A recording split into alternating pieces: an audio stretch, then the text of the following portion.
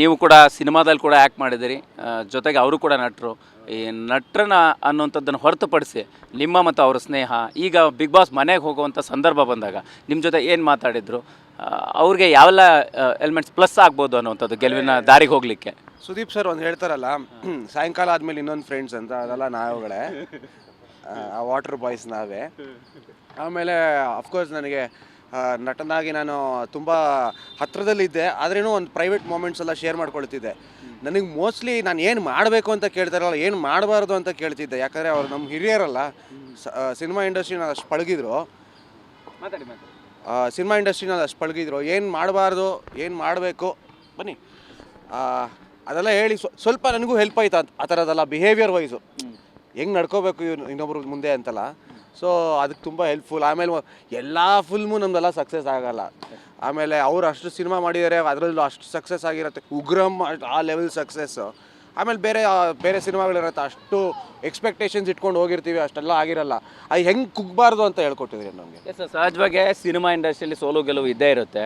But Manju journey ನೋಡಿದಾಗ ಅಂದರೆ ಗೆಲುವು ಇದ್ದರೂ ಕೂಡ ಒಂದು ಅಂದ್ಕೊಂಡದ್ದ ರೀತಿಯಲ್ಲಿ ಸಕ್ಸಸ್ ಸಿಕ್ಕಿರಲಿಲ್ಲ ಅನ್ನೋಂಥ ಬೇಜಾರಲ್ಲಿ ಇರ್ತಾಯಿದ್ರು ಅಂತ ಅನಿಸುತ್ತಲ್ವ? ನಾವು ಕೂಡ ಮಾತಾಡ್ತಾ ಇದ್ವಿ ಅವ್ರ ಜೊತೆಗೆ. ಹೌದೌದು, ಆಗತ್ತೆ. ಅದು ಆ್ಯಕ್ಚುಲಿ ಒಂದು ಕಾರ್ ಇತ್ತು ಅವ್ರ ಹತ್ರ. ಆ ಕಾರ್ನ ಒಂದು ಮಾರೋ ಸಮಯ ಬಂತಲ್ಲ, ಅವಾಗ ತುಂಬ ಹರ್ಟ್ ಆಗಿದ್ರು. ಅದು ನಮಗೂ, ಯಾಕಂದರೆ ಆ ಕಾರ್ ಜೊತೆ ನಮ್ಗೆ ಒಂದೊಂದು ಬಾಂಧವ್ಯ ಇತ್ತು. ಅದರಲ್ಲಿ ತುಂಬ ಲಾಂಗ್ ಡ್ರೈವ್ಗಳು ಹೋಗಿದ್ದೀವಿ, ಔಟ್ ಆಫ್ ಸ್ಟೇಷನ್ ಎಲ್ಲ ಹೋಗಿದ್ದೀವಿ. ಆದರೆ ಆ ಕಾರಲ್ಲೇ ಮಲಗಿದ್ದೀವಿ, ಅಲ್ಲಿ ಕಾರಲ್ಲೇ ಪಾರ್ಟಿ ಮಾಡಿದ್ದೀವಿ, ಏನೇನೋ ಮಾಡಿದ್ದೀವಿ. ಆ ಕಾರ್ ಒಂಥರ ಎಮೋಷ್ನಲ್ ಆಗಿತ್ತು ನಮಗೆಲ್ಲ. ಅದು ಅದನ್ನ ಮಾರೋ ಸಮಯ ಬಂತಲ್ಲ, ಅದು ತುಂಬ ಹರ್ಟ್ ಆಯಿತು ಎಲ್ಲರಿಗೂ. ಈಗ ಮನೆ ಒಳಗಡೆ ಮಂಜು ಅವ್ರಿಗೆ ಪ್ಲಸ್ ಆಗುವಂಥ ಅಂಶಗಳು ಏನಾಗಿರ್ಬೋದು, ನೆಗೆಟಿವ್ ಏನಾಗುತ್ತೆ, ಪ್ಲಸ್ ಏನಿರುತ್ತೆ, ಮೈನಸ್ ಏನಿದೆ ಅನ್ನೋವಂಥದ್ದು? ಅವನೇನು ಪ್ಲಸ್, ಅವ್ನಿಗೆ ಅದೇ ನೆಗೆಟಿವ್. ಅವನೇ ಶತ್ರು, ಅವನೇ ಹೀರೋ.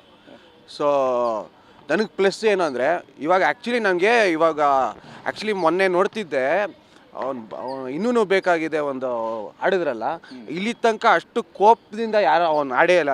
ಇಲ್ಲಿ ತನಕ ವಾಸುಕಿಗೂ ಹೇಳಿದೆ ನಾನು, ಅಷ್ಟು ಕೋಪದಿಂದ ಯಾರು ಇನ್ನೂ ಬೇಕಾಗಿದೆ ಆಡಿಲ್ಲ. ಅದು ಒಂದು ತುಂಬ ಫೇವ್ರೇಟ್ ಸಾಂಗ್ ಅವ್ರಿಗೆ.